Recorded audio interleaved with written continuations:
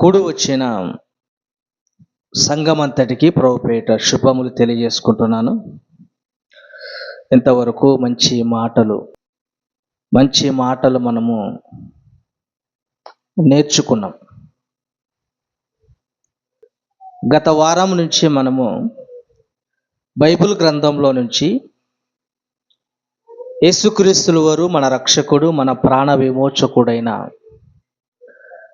లోకరక్షకుడు ఆయన నోట నుంచి వచ్చిన అద్భుతమైన మాటలను ఆలోచిస్తున్నాం. ఆ మాటలోకి మనం వెళ్ళగలిగితే మత్తయి సువార్త 19వ అధ్యాయము 12వ వచనం చదవండి. తల్లి గర్భము నుండి నపుంసకులుగా పుట్టిన వారు కలరు, మనుషుల వలన నపుంసకులుగా చేయబడిన నపుంసకులను గలరు. పరలోక రాజ్యము నిమిత్తము తమ్మును తామే నపుంసకులుగా చేసుకుని నపుంసకులు కలరు. ఈ మాటను మనం గత వారం నుంచి ఆలోచిస్తున్నాం. అందులో మొదటి భాగంలో యేసుక్రీస్తు పలికిన ఈ మాటల్లోని మొదటి విషయాన్ని ఆలోచించాం. ఏంటంటే, తల్లి గర్భమందు పుట్టిన నపుంసకులు కలరు అన్నాడు. ఇదిగో నపుంసకులు కూడా తల్లి గర్భం నుంచే రాబోతున్నారు. వాళ్ళ పుట్టుక వెనకాల కూడా దేవుడు ఉన్నాడని గత వారం ఆలోచించాం. అయితే ఈ వారం మనం ఆలోచించబోయే అంశం పేరేంటంటే, మనుషుల వలన ఇజ్రాలుగా చేయబడిన వారు ఎవరు? మనుషుల వలన నపుంసకులుగా చేయబడిన వారు ఎవరు అన్నాడు కదా యేసుక్రీస్తు రెండో సందర్భంలో. మనుషుల వలన నపుంసకులుగా చేయబడిన వారు కలరు అన్నాడు గనక ఆలోచిద్దాం. మనుషుల వల్ల నపుంసకులుగా చేయబడడం ఏంటి ఆలోచన చేయగలిగితే, ముందుగా నపుంసకుడు అంటే ఏంటో మనం గత వారం నేర్చుకున్నాము. నపుంసకుడు అంటే దేహమేమో పురుషుని దేహము, ఆ పురుషుని దేహములో ఉన్న అతనికి ఎలాంటి లక్షణాలు వస్తాయంట? స్త్రీల లక్షణాలు, స్త్రీల కోరికలు, ఆడవాళ్ళ ఇష్టాలు.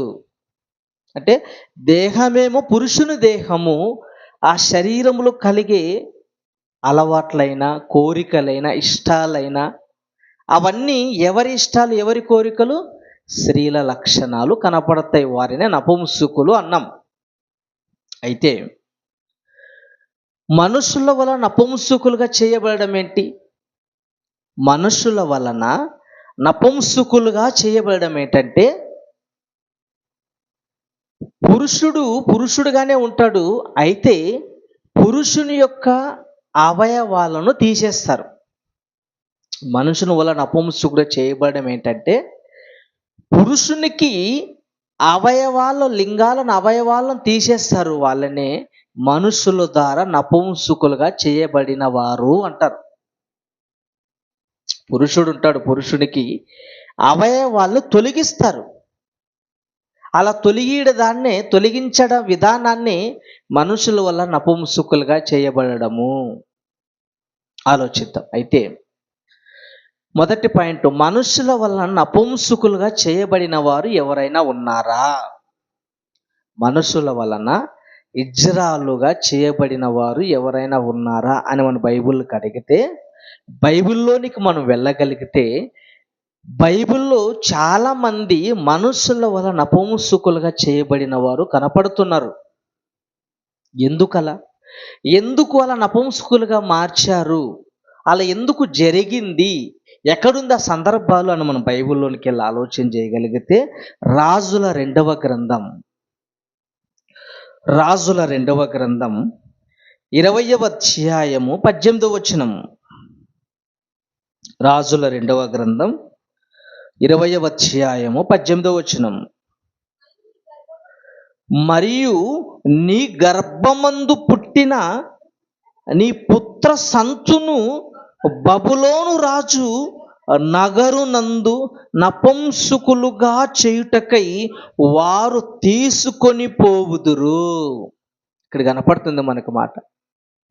రాజుల కాలంలో రాజులు ఏం చేసేవారంట తెలుసా? ఇదిగో బబులోను, మళ్ళీ చదవండి. మరియు నీవు గర్భమందు పుట్టిన నీ పుత్ర సంతును, పుత్ర సంతి అంటే ఎవరు? కుమారులు, యవనస్తులు, పిల్లలు.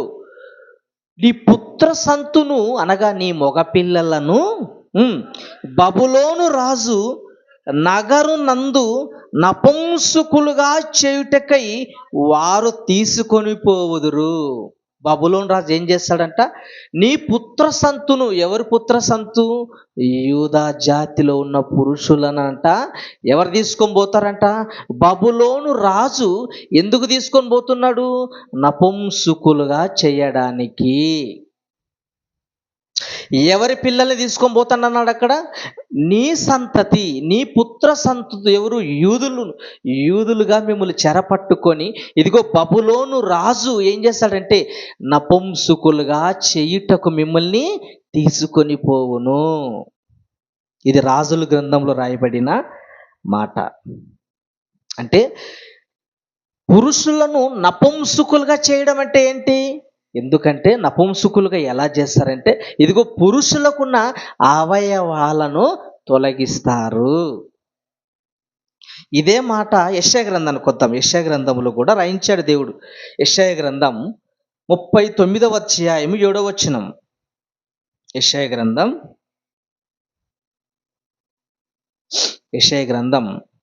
39వ అధ్యాయం 7వ వచనం. మరియు నీ గర్భమందు పుట్టిన నీ పుత్ర సంతును బబులోను రాజు నగరినందు నపుంసకులుగా చేయుటకై వారు తీసుకొని పోవుదురు. సేమ్ మాట ఇక్కడ కూడా రాయించాడు. రాజుల 2వ గ్రంథంలో ఏ మాట అయితే రాయించాడు దేవుడు, యెషయా గ్రంథములో కూడా అదే మాటను ప్రస్తావిస్తున్నాడు. ఏంటో తెలుసా? ఇదిగో యూదా జనాంగమా, యూదా పిల్లలారా, యూదా పురుషులారా, మిమ్మల్ని శత్రువులు తీసుకుని పోయినప్పుడు, చెరలో నుంచి పట్టుకొని వెళ్ళినప్పుడు ఆ బబులోను రాజులు ఏం చేస్తారు తెలుసా? మిమ్మల్ని నపుంసకులుగా చేస్తారు. నపుంసకులుగా చేస్తారంట. ఎందుకు చేస్తారు నపుంసకులుగా? అసలు నపుంసకులుగా చేయడానికి వెనకాల ఉన్నటువంటి ఆలోచన ఏంటో ఆలోచించగలిగితే ఎందుకు చేస్తారంటే రాజుల కాలంలో ఎందుకు పురుషులు నపుంసకులుగా బలవంతంగా ఎందుకు నపుంసకులుగా ఇజ్రాలుగా మారుస్తున్నారంటే దానికి కారణాలు ఉన్నాయి. ఏంటంటే ఇప్పుడు యవనస్తులను మనము ఒక రాజ్యం నుంచి మరో రాజ్యానికి తీసుకుని పోయినప్పుడు, బంధించి చెరగా తీసుకుని వెళ్ళినప్పుడు ఆ పురుషులను అలాగే వదిలేసాం అనుకో, ఏం చేస్తారు తెలుసా? రాను రాను రాను కాలంలో వాళ్ళు అక్కడ ఉన్నటువంటి అమ్మాయిలతో ప్రేమలో పడి వాళ్ళని వివాహం చేసుకొని వాళ్ళ సంతానాన్ని అభివృద్ధి చెంది రానున్న రోజుల్లో ఆ దేశం పైన, ఆ రాజు పైన యుద్ధానికి వెళ్తారు. ఏంటి? ఆ రాజు పైన తిరుగుబాటు చేస్తారనే ఉద్దేశంతో ఎక్కడైతే యుద్ధానికి వెళ్ళి అలా శత్రువులను బంధించి పురుషులను తీసుకొని వస్తారో వాళ్ళ రాజ్యంలోనే వాళ్ళను పనివారిగా వెట్టి చాకరీ చేయించుకోవడానికి వాళ్ళ నపుంసకులుగా చేస్తారు. అంటే అలాగే వాళ్ళని అలా వదిలిపెడితే వాడు ఏదో ఒక రోజు సంసార మాయలో పడి ఆ రాజ్యం మీద తిరుగుబాటు చేసి రాజు సైతానికి ప్రమాదం ఉంది గనక వాళ్ళని ఏం చేస్తారంటే అలా పురుషునిగా వాళ్ళు వదిలేయరు. ఏం చేస్తారు? వాడిని నపుంసకునిగా మారుస్తారు. ఇప్పుడు నపుంసకునిగా మార్చావనుకో వాడికి పెళ్లి చేసుకుంటాడు, ఇంకా పెళ్లి చేసుకోడు. ఎలాంటి కోరికలు మనకు ఉండవు గనక వాడు వివాహం చేసుకోడు గనక వాడు యుద్ధానికి తిరుగుబాటు చేయడానికి కూడా వానికి అవకాశం లేదు. ఎందుకు అవకాశం లేదు? ఒక పురుషుడుగా ఉన్న వానికి బలవంతంగా నపుంసకునిగా మార్చామనుకో ఏమవుతాడు తెలుసా? మానసికంగా కృంగిపోతాడు. ఏమవుతాడు? మానసికంగా కృంగిపోతాడు. ఏంటి? ఈరోజు శరీరానికి సంబంధించిన రోగాలకి ఎన్నో మెడిసిన్స్ మనకు కనపడుతున్నాయి ప్రకృతిలో. వైద్య రంగములో, హాస్పిటల్స్లో, మెడికల్ షాపులో ఏ వైద్యానికైనా ఏ రోగానికైనా మెడిసిన్ ఉంది. కానీ మానసిక రోగానికి ఆ వైద్యానికి మెడిసిన్ లేదు. అందుకే మానసిక రోగ నిపుణులు అంటారు, కానీ మందులం ఉపయోగించరు. వాళ్ళు ఏదో లేనిపోని ప్రయోగాలు చేసి ఆ మానసికలో నుంచి వాడిని బయటకు తీసుకురావడానికి ప్రయోగాలు చేస్తారు. కానీ మానసికమైన వ్యాధికి, రోగానికి వైద్యము లేదు. ఇప్పుడు ఈ పురుషులను బలవంతంగా నపుంసకులుగా మార్చావనుకో ఏమైపోతుందో తెలుసా? అలా నపుంసకులుగా మార్చబడిన వారు కృంగి కుసించి కుసించి కుసించి మానసికమైన వ్యాధిలోనికి వెళ్ళిపోతారు.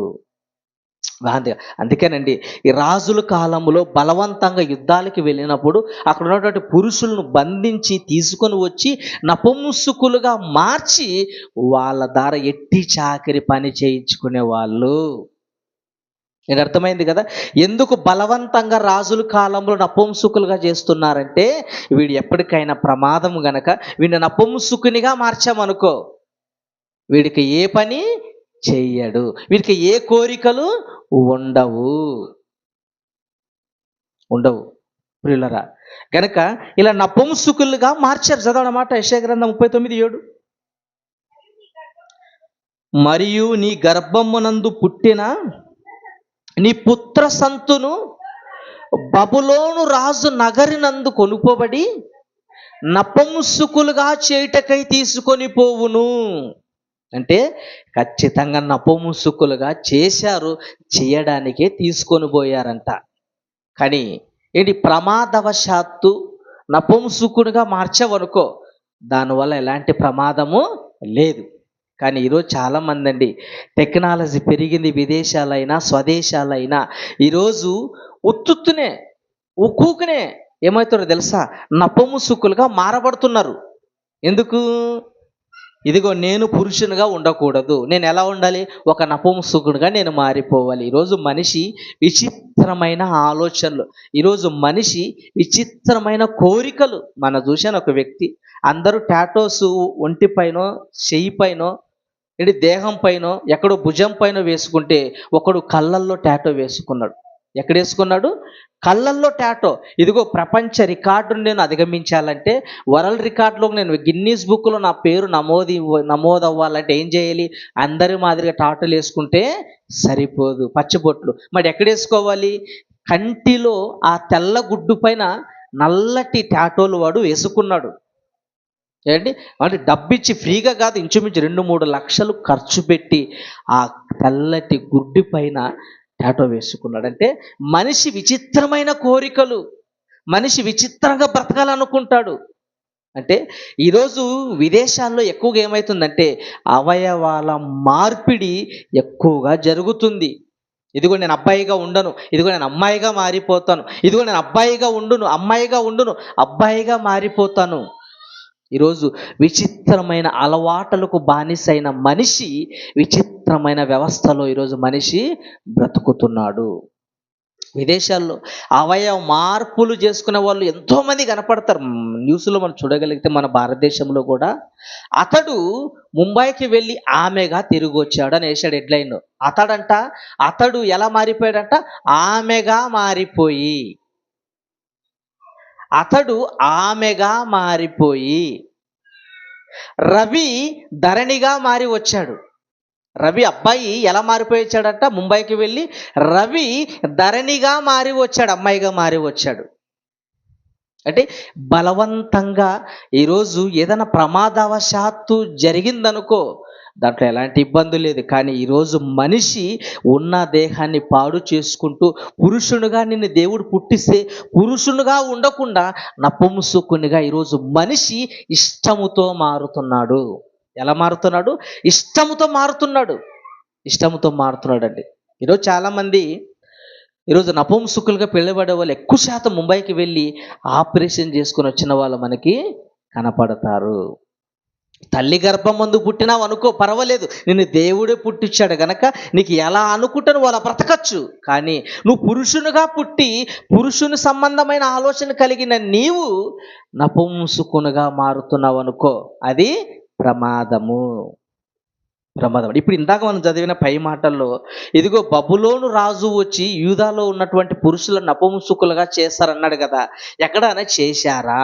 బైబిల్ ఎక్కడైనా మన ప్రస్తావన కనపడిందంటే చాలా సందర్భాల్లో కనపడ్డాయి. ఎంతోమంది నపుంసకులుగా వారు రాజులు సైతం యవనస్తుల నపుంసకులుగా మార్చారు. అందులో ఒక సందర్భాన్ని మనం చూడగలిగితే దానియేలు గ్రంథం 1వ అధ్యాయము 6-7 వచనాలు. దానియేలు గ్రంథం 1వ అధ్యాయము 6-7 వచనాలు. యూదులలో నుండి దానియేలును, హనన్య, మిషాయేలు, అజర్యా అనువారు వీరిలో నుండిరి. నేను ఎంతమంది అంటే వీళ్ళు మొత్తము 4. దానియేలు, హనన్య, మిషాయేలు, అజర్యా అనువారు వీరిలో ఉండి. ఎవరిలో ఉన్నారు? యూదులో నుంచి వచ్చిన వీరు ఎక్కడికి వెళ్ళిపోయారు తెలుసా? చెరలోనికి వెళ్ళిపోయారు. ఎవరు వీళ్ళు? షడ్రక్, మేషక్, అబెద్నెగో, దానియేలు. ఆయన ఈ 4 ఎక్కడి నుంచి వచ్చారు? వీళ్ళు యూదా జనాంగం నుంచి వచ్చిన వీళ్ళను రాజు ఎక్కడికి తీసుకొని పోయాడు? చెరలోనికి తీసుకొని పోయాడు. చెరలోనికి వెళ్ళిన ఈ 4 పరిస్థితి ఏంటో మనం చూడగలిగితే కింద మాట 7వ వచనం. నపుంసకుల అధిపతి దానియేలునకు బెల్తెషాజర్ అనియు, హనన్యకు షడ్రక్ అనియు, మిషాయేలునకు మేషక్ అనియు, అజర్యాకు అబెద్నెగో అని పేర్లు పెట్టెను. ఎక్కడికి వెళ్ళిపోయారు వీళ్ళు? నపుంసకుని ఒక అధికారి చేతిలోనికి వెళ్ళిపోయారు. ఆ రాజు వీళ్ళను ఒక నపుంసకుడి అధికారి అండర్లోనికి, ఒక నపుంసకుడు అధికారి కింద వీళ్ళని పంపించేశాడు. పంపించేసి ఏం చేశారు తెలుసా? నపుంసకులు వాళ్ళకు పేర్లు మార్చేశారు. ఏం పేర్లు? నపుంసకుల అధిపతి దానియేలుకు బెల్తెషాజర్ అనియు, హనన్యకు షడ్రక్ అనియు, మిషాయేలునకు మేషాక్ అనియు, అజర్యాకు అబెద్నెగో అనియు పేరు పెట్టారంటే షడ్రక్, మేషక్, అబెద్నెగో అన్న పేరు వాళ్ళ పేరు కాదు, పేరు మార్చబడినది. ఎక్కడ మార్చబడింది? రాజు దగ్గరికి వీళ్ళు చెరలోనికి వెళ్ళిన తర్వాత ఆ నపుంసకుడు పెట్టిన పేర్లు. అంటే ఏం జరిగింటది? ఈ మాటను బట్టి మనం ఆలోచిస్తే వీళ్ళు యూదుల నుంచి తీసుకొని వచ్చినటువంటి చెర నుంచి బంధించబడిన వీళ్ళని నపుంసకులుగా మార్చారా లేరా? దీన్ని బట్టి మనం చదివితే ఏమర్థమవుతుంది? షడ్రక్, మేషక్, అబెద్నెగో అనే దానియేలుని ఏం చేశారు? వీళ్ళు పేర్లు మార్చారు. పేర్లు మార్చారంటే వీళ్ళను నపుంసకులుగా చేసింటారా? చేయలేదా? చేసింటారు. కానీ బైబిల్లో చేశారు అనడానికి ఒక ఉదాహరణగా మనకు కనపడేది, కానీ క్లారిటీగా రాయించలేదు దేవుడు. అయితే వీళ్ళ కుటుంబాలు కూడా లేవు. కుటుంబాలు ఉన్నాయి వీళ్ళకి? కుటుంబాలు లేవు. వీళ్ళు కుటుంబాలు లేవంటే వీళ్ళు చెరలోనికి వెళ్ళిపోయారంటే, వీళ్ళు పేర్లు మార్చబడ్డారంటే, వీళ్ళు రాజు కింద చెరలో ఉన్నారంటే, ఒక నపుంసకుడి కింద వీరు ఉన్నారంటే వీళ్ళు ఖచ్చితంగా నపుంసకులుగా మార్చబడ్డారా లేదా? ఖచ్చితంగా మార్చబడ్డారు. నపుంసకులుగా మార్చబడ్డారు గనకనే వీళ్ళకి పేర్లు కూడా మార్చేశారు. అందుకే అన్నాడు కదా, ఈ బబులోను రాజులు ఏం చేస్తారంట? యూదా వారిని, వాళ్ళ సంతతిని, వాళ్ళ పుత్ర సంతతిని తీసుకొని నపుంసకులుగా చేయడానికి వాళ్ళని తీసుకొని పోవును. అందులో వీళ్ళు ఉన్నారా లేదా? 4 ఉన్నారు గనకనే వీళ్ళను కూడా నపుంసకులుగా వాళ్ళు మార్చింటారు.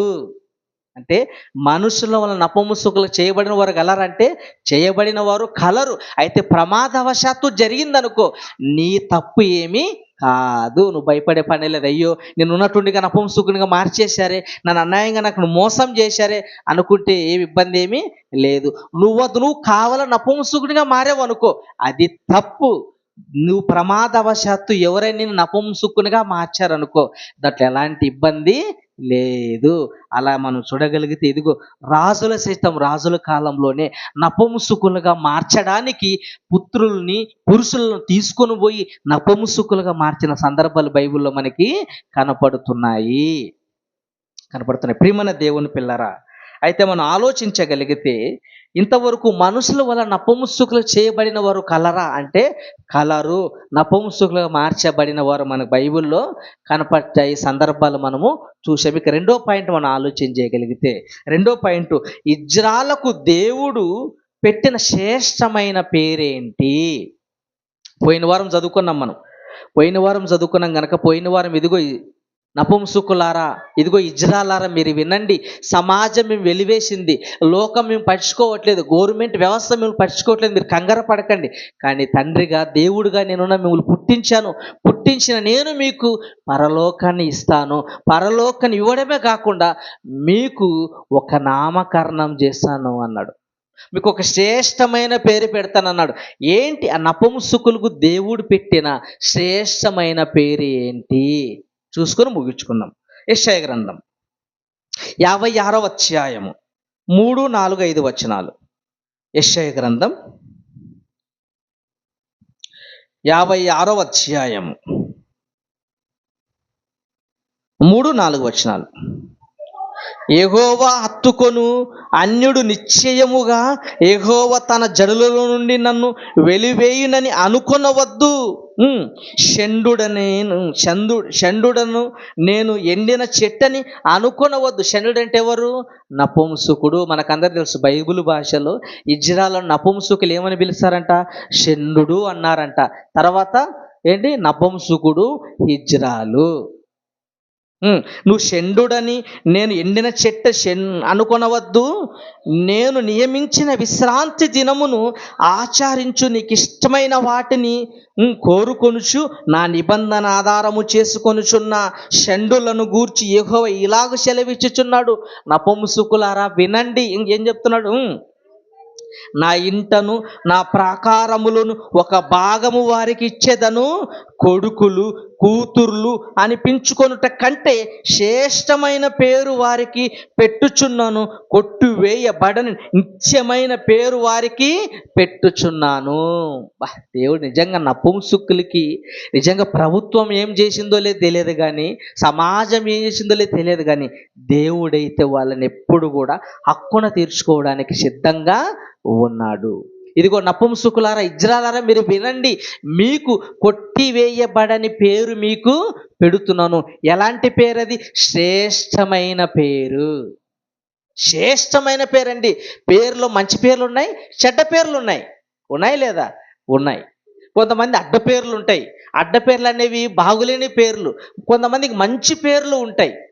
ఏంటి అంటే మంచి పేర్లు ఉంటాయి. అలాగే నపుంసకులకు ఇజ్రాయెలుకు దేవుడు శ్రేష్టమైన పేరు పెడతానన్నాడు. ఏంటి ఆ శ్రేష్టమైన పేరు?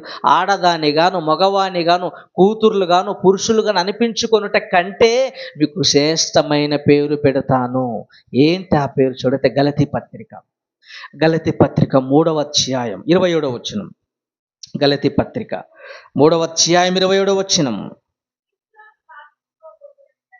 క్రీస్తులోనికి బాప్తీసం పొందిన మీరందరూ క్రీస్తును ధరించుకొని ఉన్నారు. ఇదిగో క్రైస్తవుడు అంటే ఎవరు? క్రీస్తును ధరించుకున్నవాడే క్రైస్తవుడు. ఇది నువ్వు దేవుని దగ్గరికి వచ్చావంటే, దేవుని మందిరంలోకి వచ్చావంటే ముందు నువ్వు ఏం చేయబడ్డావు? బాప్తీసం తీసుకున్న నీవు చదవమ్మా. ఇందులో యూదుడని లేదు, గ్రీకు దేశస్థుడని లేదు, దాసుడని లేదు, స్వతంత్రుడని లేదు, పురుషుడని లేదు, స్త్రీ అని లేదు. అండర్లైన్ చేసుకోండి. ఇదిగో దేవుని సంఘములకు వచ్చిన ప్రతి ఒక్కరూ, దేవుని పిల్లలుగా పిలువబడుతున్న ప్రతి ఒక్కరూ ఎలా ఉండాలంట? ఇదిగో పురుషుడని లేదు, స్త్రీ అని లేదు. మరి ఏం పెట్టాడు వాళ్ళకి? యేసుక్రీస్తు నందు మీరందరూ ఏకముగా ఉన్నారు. మీరు క్రీస్తు సంబంధులైతిరి. ఇదిగో మీరు క్రీస్తునందు ఏకముగా ఉన్నారు. ఎలా ఏకముగా ఉన్నారు? మీరు సమానముగా ఉన్నారు. సమానముగా ఉండారండి. ఇదిగో పురుషులకేమో లోకములు ఒక రకమైన గౌరవ మర్యాదలు ఉంటాయి, స్త్రీలకేమో ఒక రకమైన గౌరవ మర్యాదలు ఉంటాయి. పురుషులేమో గొప్పగా చూసేవాళ్ళు కొందరు, స్త్రీలేమో తక్కువ చూసేవాళ్ళు కొందరు. అయితే నపుంసకులైతే వీళ్ళిద్దరికంటే మరి ఘోరంగా చూసేవాళ్ళు కనపడతారు. ఇదిగో మీకు శ్రేష్టమైన పేరు. ఏంటి ఆ పేరు? క్రైస్తవుడు. ఇదిగో క్రీస్తును పేరు మనకిచ్చాడండి. ఎంత ధన్యత అండి నిజంగా. ఇదిగో నువ్వు నపుంసకుడు అయినా, నువ్వు ఎవరివైనా సరే, నువ్వు లోకములో నీ పేరు నిన్ను ఏళన చేస్తున్నారేమో, నీ క్యారెక్టర్ను దూషిస్తున్నారేమో, నిన్ను పాయింట్ 5 అంటున్నారేమో, నిన్ను గొజ్జ అంటున్నారేమో, నిన్ను నపుంసకుడు అంటున్నారేమో, నువ్వు దేనికి పనికిరానివాడు అంటున్నారేమో, నువ్వు ఎండిన చెట్టు అంటున్నారేమో, నువ్వు తేడాగాడు అంటున్నావు, నువ్వు మాడగాడు అంటున్నారేమో, నిన్ను ఏమన్నా, నిన్ను ఎలాంటి పేర్లతో పిలిచినా, కానీ దేవుడు అంటున్నాడు, ఇదిగో నీకు శ్రేష్టమైన పేరు ఒకటి నేను పెట్టుచున్నాను, నా పేరే క్రైస్తవుడు. అంటే నపుంసకులకు దేవుడిచ్చిన మంచి పేరు ఏంటి? క్రైస్తవుడు. ఈ నామము కొట్టివేయబడని నామము. ఈ నామంకి కొట్టివేయబడని నామం శ్రేష్టమైన నామము. నిజంగా నపుంసకులకి సమాజంలో గౌరవం లేదండి. నపుంసకులకి విలువ లేదు. భయంకరమైన తిట్టేవాళ్ళు, భయంకరమైన మాటలతో దూషించేవాళ్ళు. కానీ దేవుని దగ్గరికి రాగలిగితే, నువ్వు దేవుని హక్కులోనికి నువ్వు చేరగలిగితే నీకు మంచి శ్రేష్టమైన పేరు పెడతాడు. ఇప్పుడు సంఘానికి వచ్చామనుకో, సంఘంలో అందరూ ఎవరు? క్రైస్తవులు. ఇక్కడ స్త్రీ అని లేదు, పురుషుడు అందరూ సమానమే. స్త్రీ అని లేదు, పురుషుడని లేదు, ఇక నపుంసకుడని కూడా భేదము లేదు. నువ్వు ఎవరివైనా సరే ఇక్కడ అందరూ క్రైస్తవులు, భేదమేమి లేదండి. అందుకే క్రైస్తవులుగా సంఘములో కుల వ్యవస్థ లేదు, మత వ్యవస్థ అంతకంటే లేదు. నువ్వు ఏ రెడ్డివైనా, నువ్వు ఏ కులానికి చెందినవాడవైనా, నువ్వు ఏ వర్గానికి చెందినవాడవైనా, సంఘానికి వస్తే క్రీస్తులను బాప్తిసం పొందినవాడవైతే అందరూ సమానమే. సమానం అనడానికి ఏంటి? క్రైస్తవుడవు గనక నపుంసకులకు దేవుడు మంచి పేరు పెట్టాడు, శ్రేష్టమైన పేరు పెట్టాడు. వాళ్ళని దేవుడు హక్కున చేర్చుకున్నాడు, దేవుడు వాళ్ళను ప్రేమించాడు. గనకనే ఇదిగో నువ్వు క్రైస్తవుడుగా నీవు పిలవబడతావు. ఎవరైనా ఇస్తారండి? నిజంగా దేవుడు మంచి పేరు పెట్టాడు. నిజంగా అండి, నపుంసకులకి దేవుడిచ్చిన గొప్ప వరం ఇదిగో. మీకు కూడా మీరు దేవుని కొరకు బ్రతికిన వారవైతే, భక్తి శ్రద్ధలతో జీవించిన వారవైతే పరలోకనిస్తానన్నాడు. మొదటి పాయింట్ అయితే. రెండవ పాయింట్ ఏంటంటే, మీకు మంచి పేరు ఒకటి నేను పెట్టుచున్నాను కనుక ప్రియమైన దేవుని పిల్లరా, నపుంసకులు ఇజ్రాలను చూసి చాలామంది హేళన చేస్తారు. ట్రైన్లో వాళ్ళు అడుక్కుంటుంటే చాలామంది హేళన చేస్తారు. ఇదిగో అడుక్కునేవాడు వచ్చాడరా, ఇదిగో చప్పట్లు కొట్టేవాడు వచ్చాడరా, ఇదిగో మాకు ఎంటర్టైన్మెంట్ కోసం చప్పట్లు కొడతాం అనేవాళ్ళు కూడా చాలామంది కనపడతారండి. కనుక వాళ్ళని హేళన చేయకూడదు, వాళ్ళని మనం గాయపరచకూడదు, వాళ్ళని మనము ప్రేమించాలి. కనుక ఇంకొక మాట చూడగలిగితే ప్రియులారా, చాలామంది నపుంసకులు బాధపడుతుంటారు. ఇదిగో సమాజంలో మాకు ఏలనగా ఉంది, సమాజము మమ్మల్ని నవ్వుతున్నారు, దూషిస్తున్నారు, అవమానపరుస్తున్నారు, మాకు సమాజంలో గౌరవ మర్యాదలు మాకు ఏమీ లేవు అనేవాళ్ళు చాలామంది బాధపడుతుంటారు. ఇదిగో నువ్వు మనుషుల వలన ఒకవేళ పొరపాటున ప్రమాదవశాత్తు నపుంసకునిగా మారావనుకో, ఏం భయపడవద్దు. ఒకవేళ నువ్వు పుట్టినప్పటి నుంచి నపుంసకునిగా ఉన్నావనుకో, నువ్వేం భయపడవద్దు. పుట్టినప్పటి నుంచి మరణించేంత వరకు నిందలు వేసేవాడు వేస్తూనే ఉంటాడు. లోకాన్ని కాకులు అన్నారు, అందుకే ఎప్పుడు పొడుస్తూనే ఉంటాడు తప్ప ఎప్పుడే కానీ కరుణించి ప్రేమించేవాడు ఎవడు ఉండడు. అనేవాడు ఎవరు లేరు, అందరూ అనేవాళ్ళే. నీ దగ్గర ఉందనుకో 10 సార్లు వచ్చి అన్న బావ అంటాడు. ఏమీ లేదనుకో, వీళ్ళంటి పనికిమాలుడు ఎవడే కానీ లేడంటాడు. కనుక సమాజం ఎప్పటికైనా నువ్వు బాగున్నా అంటారు, నువ్వు బాగులేకపోయినా అంటారు. కనుక అనడానికి లోకముకున్నటువంటి అనడం లోకానికి ఒక అలవాటైపోయింది. కనుక నపుంసకులుగా ఏం భయపడకూడదు. అవమానాలు, నిందలు, కన్నీళ్ళు, బాధలు కేవలం తాత్కాలికమైనవి. 60-70 సంవత్సరాలు బ్రతికే జీవితంలో శ్రమలు రావచ్చు, కన్నీళ్ళు రావచ్చు, బాధలు రావచ్చు, రోగం రావచ్చు, ఏ వచ్చినా వాటిని అధిగమించే శక్తి దేవుడు నీకు ఇచ్చాడు. వాటిని మనం అధిగమించాలి. బాధలైనా కన్నీళ్ళైనా దిగమింగాలి. ఏదో ఒక రోజు కష్టాలే ఉండవండి, సుఖ దుఃఖాలు అనేవి చక్రాలు అన్నాడు దేవుడు. సుఖం వస్తూ ఉంటుంది, దుఃఖం వస్తూ ఉంటుంది, రెండు బ్యాలెన్సింగ్గా వస్తూ ఉంటాయి, పోతూ ఉంటుంది. ఒకవేళ భూమి మీద పుట్టినప్పటి నుంచి చనిపోయిన తర్వాత కష్టాలే అనుకున్నావు అనుకో, అయితే పర్వాలేదు, మరణించిన తర్వాత సుఖంలోనికి నువ్వు వెళ్ళిపోవచ్చు.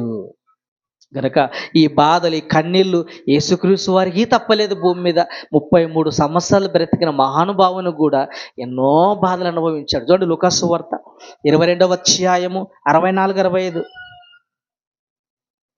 లూకాసు సువార్త 22వ అధ్యాయము 64-65.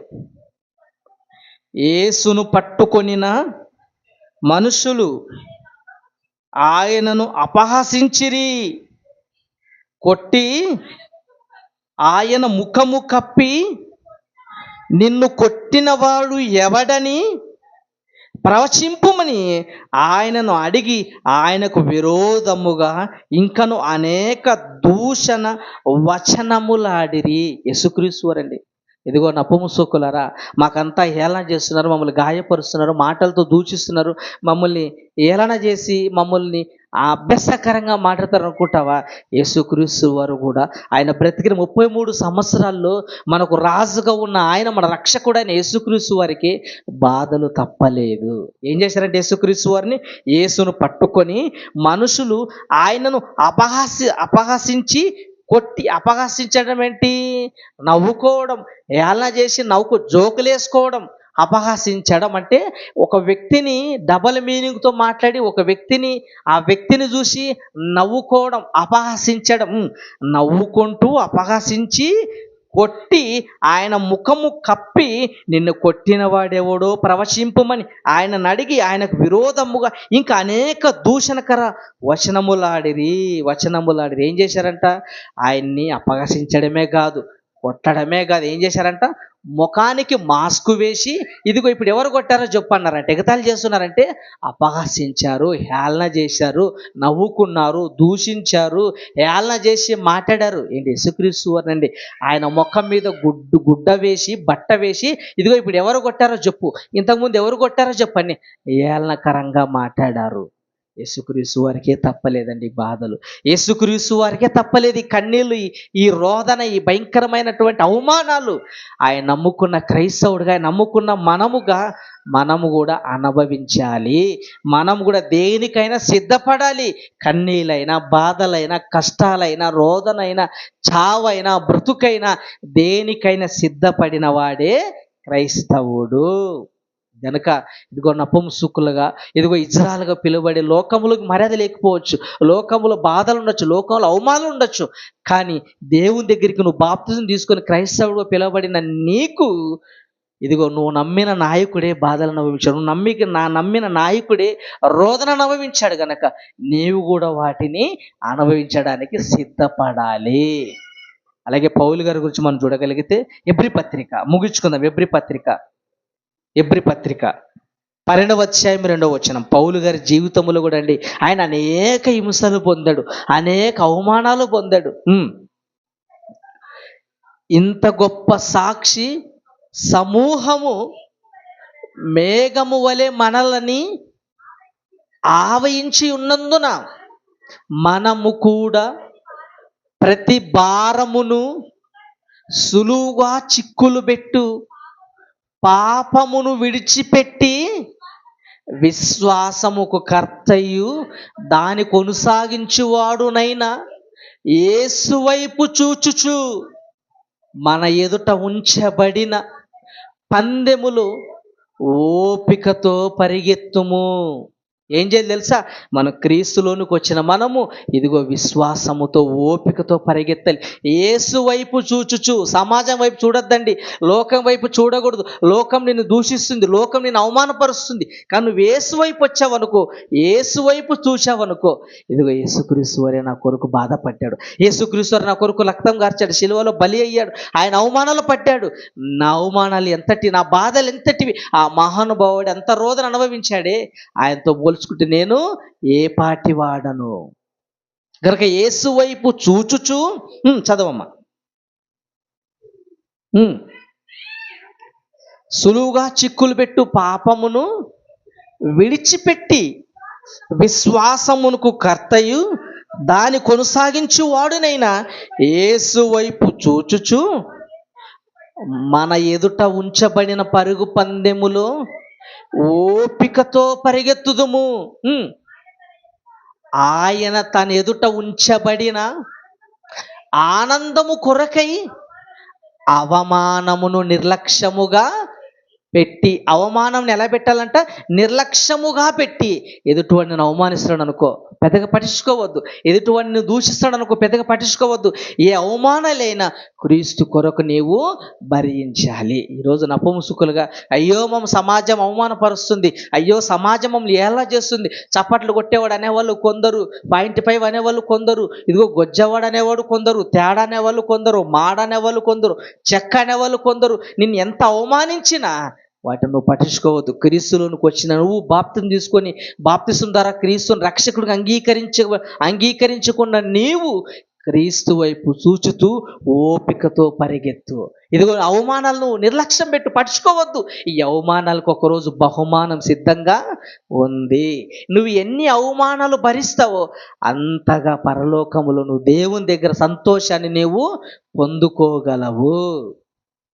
గనక నపుంసకులారా, ఈ బాధలు ఈ కన్నీళ్ళు చూసి నువ్వు కృషించిపోతున్నావా? ఇదిగో ఈ బాధలు కన్నీళ్ళు బట్టి ఏంటి జీవితం అనుకొని దేవుని సంకల్పాన్ని గుర్తెరగా బ్రతికి ప్రతి ఒక్కరూ ఈ ఆదరణ కలిగించే మాటలు విని, ఇదిగో మేము కూడా దేవుని సంకల్పంలో ఒక భాగమే, ఆయన పని చేయడానికి భూమి మీదకు వచ్చిన వారమే, ఆయన పని చేసి మరలా వెళ్ళిపోవాలని అన్న ఆలోచన కలిగి బ్రతికేవారు అనేకులు కావాలి. అందుకే యేసుక్రీస్తు వారు ఒక మంచి మాట మాట్లాడాడు. యోహాను సువార్త 6:39. యోహాను సువార్త 6:39 ముగించుకుందాం. యోహాను సువార్త 6:39.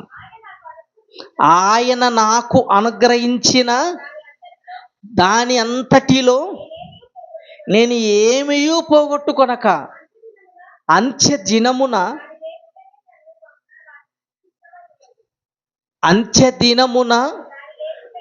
లేపుటయే నన్ను పంపిన వాని చిత్తము నెరవేర్చుటయు చిత్తమై ఉన్నది. యేసుక్రీస్తు ఇదిగో నన్ను దేవుడు పంపించాడు, ఒక పని, ఒక ఇష్టాన్ని, ఒక చిత్తాన్ని నెరవేర్చాడు. నేను ఏ విధంగా అయితే వచ్చానో ఆయన ఇష్టాన్ని నెరవేర్చుటయ్యే నాకు ఇష్టము.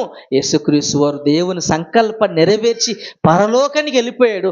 ఆయన నమ్ముకున్న మనం, ఆయన ధరించుకున్న మనం, క్రైస్తవుడుగా పేరు పెట్టుకున్న మనము దేవుని ఇష్టాన్ని నెరవేర్చి, దేవుని సంకల్పాన్ని నెరవేర్చి పరలోకానికి వెళ్ళిపోవాలి. పరలోకానికి దేవుని చిత్తాన్ని నెరవేర్చాలి. ప్రతి నపుంసకుడుగా, ప్రతి పిలువబడే ప్రతి ఇజ్రా, ఇదిగో నువ్వు దేవుని చిత్తాన్ని నెరవేర్చాలి, దేవుని సంకల్పాన్ని నెరవేర్చాలి. అందుకే దేవుడు ఈ జన్మను ప్రసాదించాడు. అందుకే దేవునికి ఆయుష్ కాలాన్ని ఇచ్చాడు. దేవుని చిత్తాన్ని నెరవేర్చి, ఆయన ఇష్టాన్ని నెరవేర్చి పరలోకాన్ని పొందుకోవాలి. ఇంకొక మాట, పేతురు రాసిన మొదటి పత్రిక 2:9. పేతురు రాసిన మొదటి పత్రిక 2:9.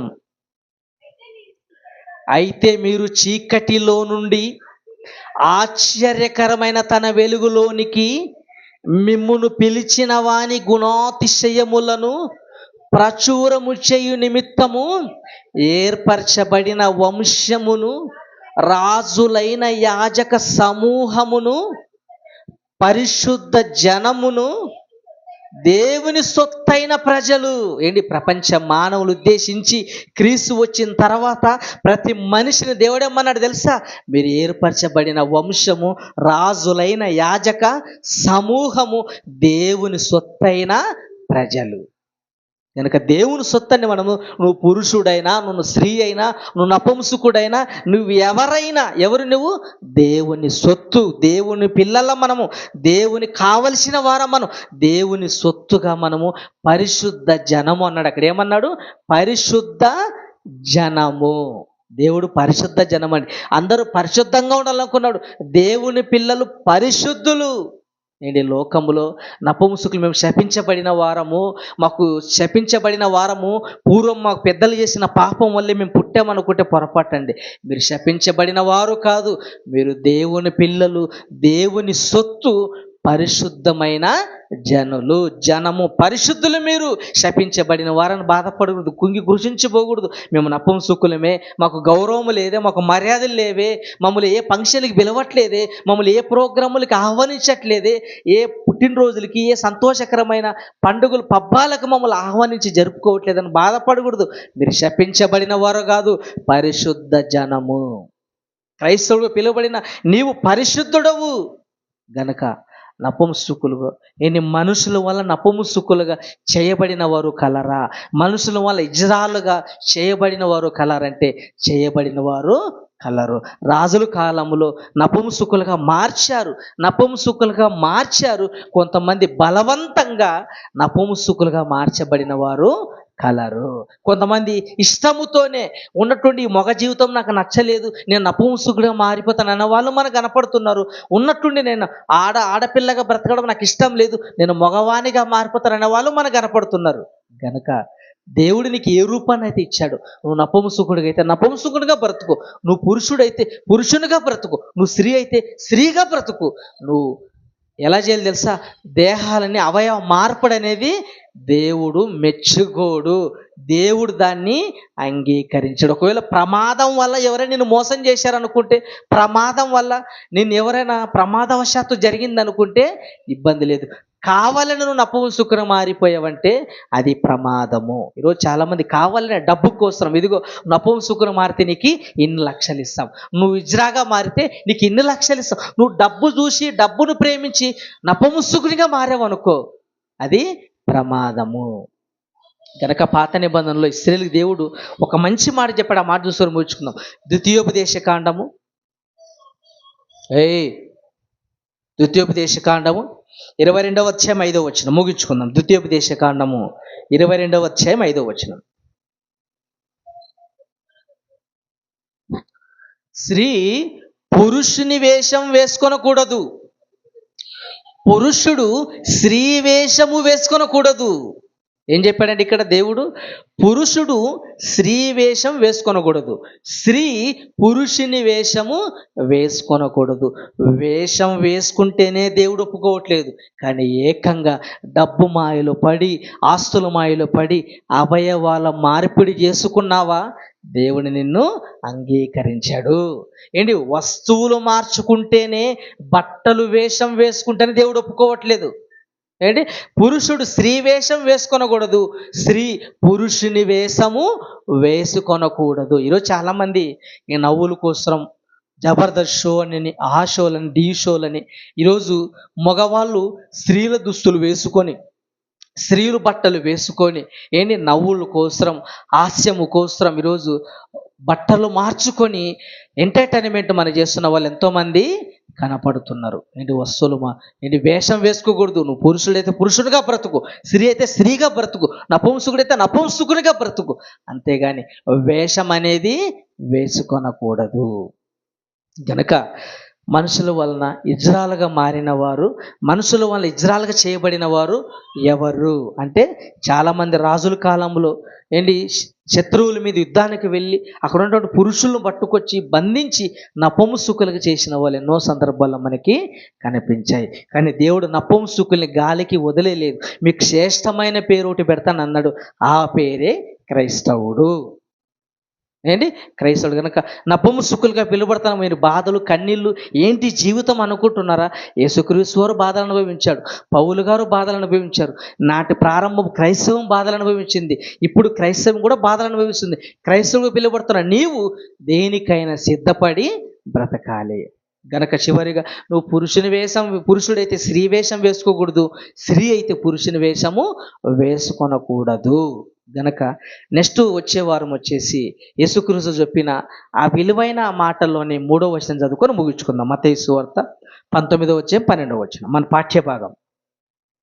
మత్తయి సువార్త 19వ అధ్యాయం 12వ వచనం.